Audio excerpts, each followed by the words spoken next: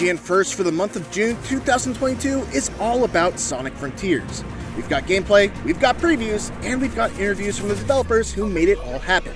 All month long, we'll be diving deep into what you can expect when the game makes its way to you later down the road. First up, we've got the world premiere gameplay focusing on exploring the mysterious island that Sonic suddenly finds himself stranded on at the start of the game. Be sure to stick with IGN throughout June so you don't miss anything. Until then, here's your first look at gameplay from Sonic Frontiers.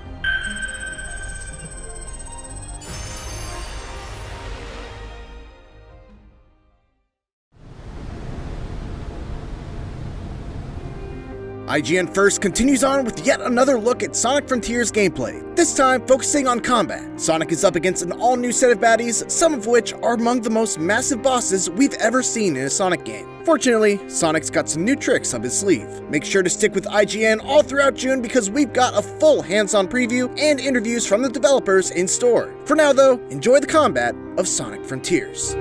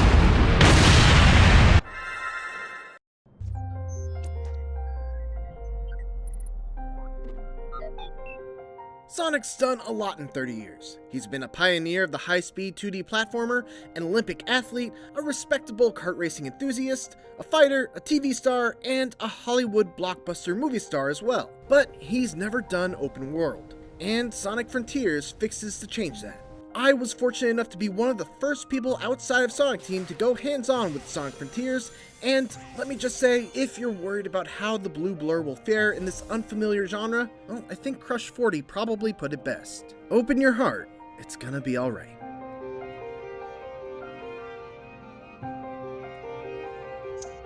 The first thing that struck me about Sonic Frontiers was how uniquely somber and serene it was right from the outset. After flying into a wormhole with Tails and Amy, Sonic finds himself separated from his friends and all alone on an isolated island, with nothing but an AI voice guiding him to collect the Chaos Emeralds. There's no one for Sonic to bounce quips off of, no energetic Crush 40 soundtrack, just wide open fields as far as the eye can see. There's an air of mystery in Sonic Frontiers, and it's a vibe that's driven home even further by the beautiful yet minimalist piano melodies that accompany Sonic as he explores the island.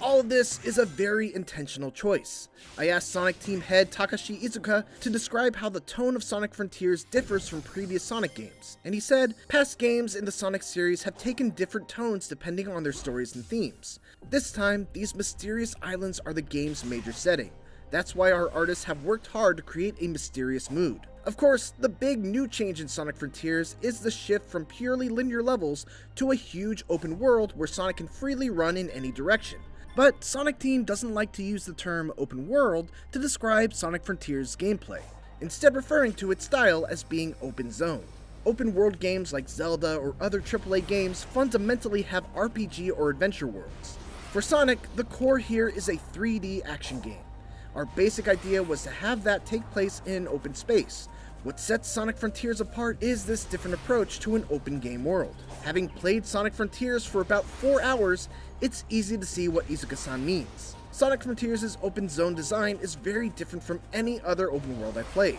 It's a giant playground. Every few feet there's a bumper spring that bounces you like a pinball between 5 other bumpers before putting you on one of the many grindable rail tracks. Or a speed ramp that sets you on a completely different path leading to some other collectible or reward. Or a line of rings that you can lightspeed dash into. Essentially, they've taken that core appeal of every Sonic level having multiple paths that eventually loop back around to the main one, and applied that to these giant non-linear open zones. One thing that has to be noted is that very few of these elements are built into the environmental design, meaning that rails, platforms, boost rings, and so on are just inexplicably floating in the air all around, which isn't totally unusual for a Sonic game, but it feels especially jarring in Frontiers in particular because of the frequent and sudden pop-in of these objects and the otherwise very naturalistic art style. Of course, it's worth emphasizing that this gameplay and the version that I played were from an early build, but this is definitely an area that I would hope to see improvement in the final version. Beyond that, there are also a wide variety of puzzles and challenges that are littered throughout the zone, and completing them is how you uncover sections of your map. Most of these are very simple, requiring you to orient a statue the correct way, quickly hop back and forth between colored tiles, or use Sonic's new side loop ability to draw circles around certain objects in the environment to interact with them. The best ones though are the races against the clock where you have to get from point A to point B in a limited amount of time. The openness of Frontiers level design makes straightforward races like these a ton of fun, because you have to try and improvise a path to the end that might not be immediately obvious.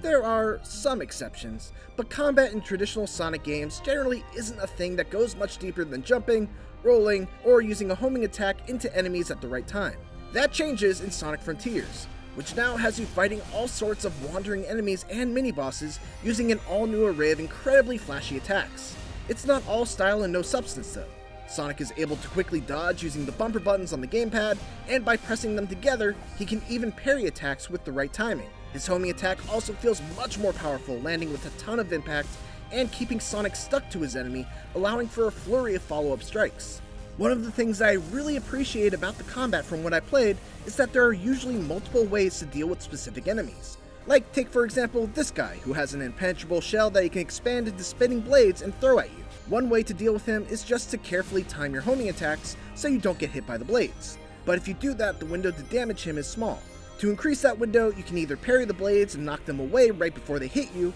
or you can even use Sonic's side loop ability to encircle the enemy, which causes the shell to go flying upwards.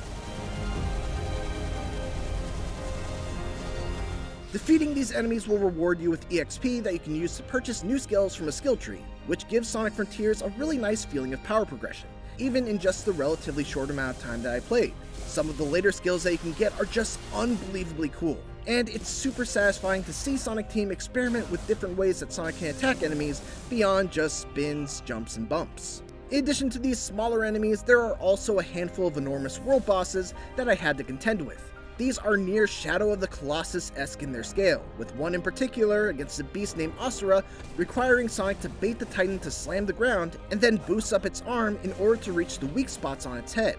It's an ambitious boss battle, far beyond anything I've seen in the Sonic series to date, but it's also the part of the game that needs the most work. Far too often I'd fly off the boss's arm without knowing why, or I'd get to the top and for some reason lack the momentum needed to actually reach the head. Sonic must hunt down and defeat these bosses in order to collect portal gears, which open up portals that lead to bite-sized linear stages, done in the style of previous Sonic games, giving Sonic Frontiers a nice mix of both old and new styles. These classic levels each come with a handful of optional goals, like beating the level under a certain time, collecting all the red rings, and so on, with each goal rewarding you with a vault key, which are needed to unlock the coveted Chaos Emeralds.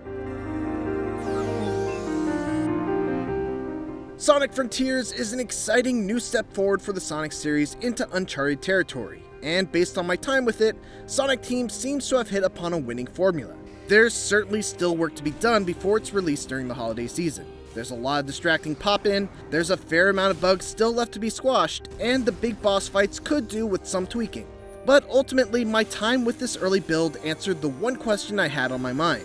Will Sonic's one-of-a-kind gameplay translate into an open world? The answer is a resounding absolutely. Thanks for watching, and tune into IGN for more Sonic Frontiers coverage as part of IGN First. And for everything else, keep it here on IGN.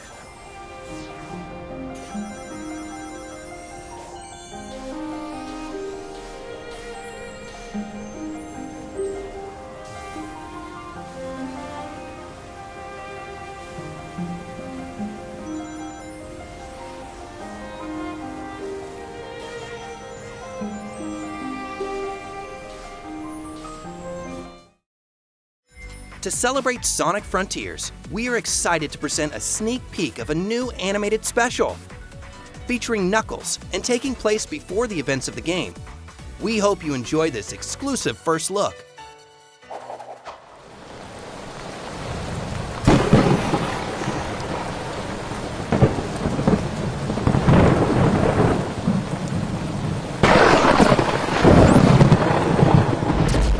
We look forward to sharing the entire short later this year, prior to the release of Sonic Frontiers.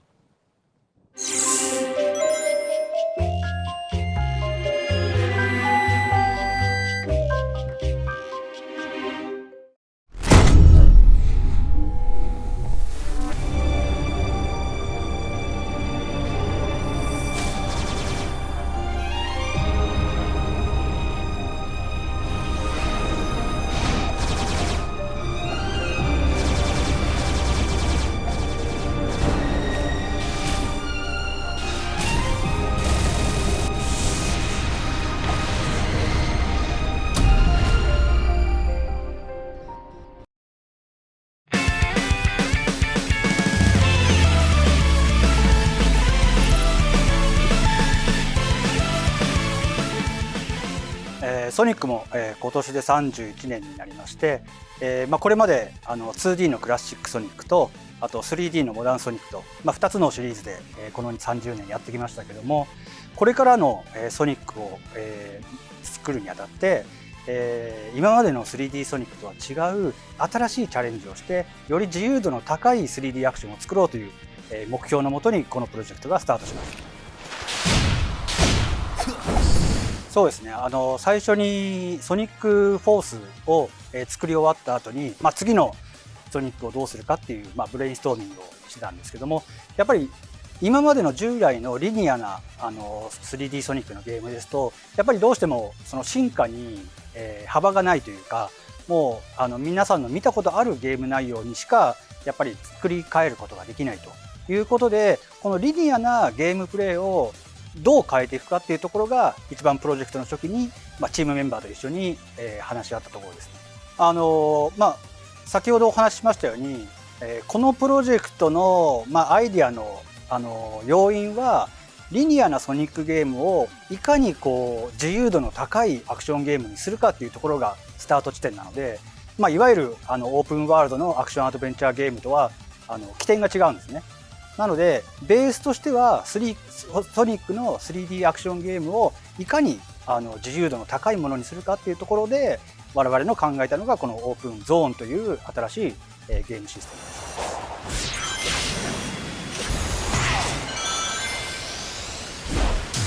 いわゆるオープンワールドの、ゼルダとかその他の、AAA の、オープンワールドゲームっていうのは基本その世界をRPG とかアドベンチャーでオープンワールドっていうのを味付けしたゲームだと思うんですけども、このソニックの場合は 3D アクションゲームがコアであって、でそれをオープンなスペースで行うっていうところが、アイディアの起点なので、そういったゲームとはちょっとアプローチの仕方がオープンな世界に対するアプローチの仕方が違うというところが、大きな特徴ですね。はい、まずこのオープンゾーンの島では、いろんなものを見つけたり、そこにソニックらしい 3D アクションが楽しめる部分もあるんですけども、これとは別にもう一つソニックらしい従来のソニックらしいリニアなハイスピードアクションを楽しむステージを用意してまして、こちらは従来の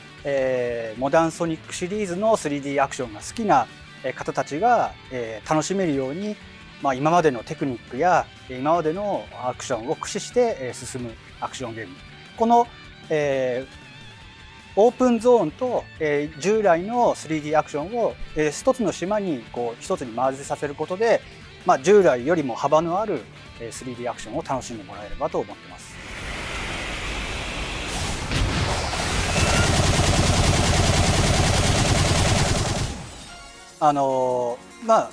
島で探索することが、このソニックフロンティアの楽しみの一つなんですけども、3D アクションをしたり、その島を探索して何を発見するかっていうところですね。でこの島にはソニックフロンティアにはさまざまな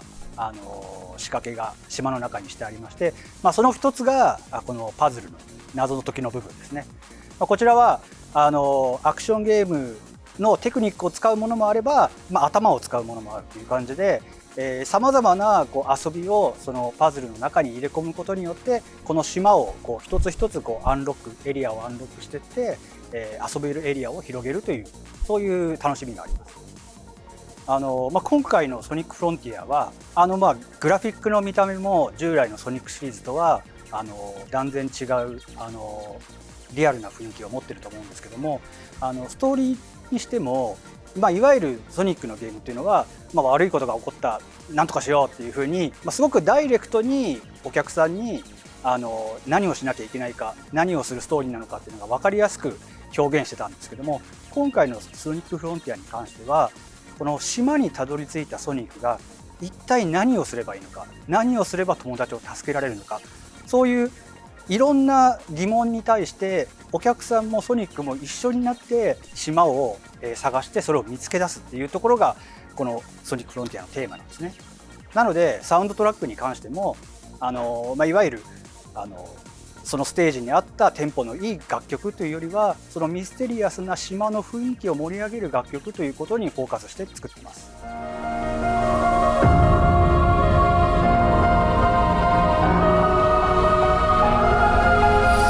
今回は先ほども少しお話ししましたけど、ミステリアスな島というところが、一つのこのソニックフロンティアの大きな舞台なんですね。なのでそのミステリアスな雰囲気を演出するためのグラフィックをうちのアーティストは心がけてます。本当に30年前からソニックのことを好きだった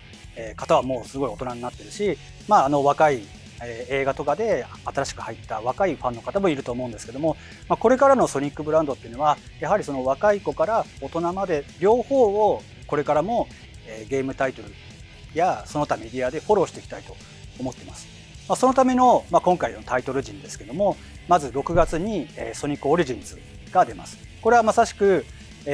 昔遊んだソニックを遊んだ方から新しくソニックをこれから始めようという方までまさに最適な、ソニックのオリジンズとなるゲームタイトルですね。でそれから今回のソニックフロンティアのようにもう 3D ソニックを遊び尽くした方にもがさらに新しい驚きが発見できるような新しいタイトルっていうのも作り続けていきますので、これからはそういうふうにタイトルごとにターゲット層を分けてこれからもソニックファンの方に作品を届けていきたいなと思っています。もちろん私は過去のインタビューでも答えたことがあるんですけども、ソニックアドベンチャーシリーズをいつか継続させたいという思いはあります。で、ソニックアドベンチャーでもアドベンチャーフィールドという、小さなオープンなスペースがありましたけども、そういった技術も、今回のフロンティアにこう生かされてきているのかなと。なので次のタイトルのことはまだ考えてないですけども、このソニックフロンティアの技術を使ってソニックアドベンチャーシリーズをまだできたらいいなとは個人的には思っています。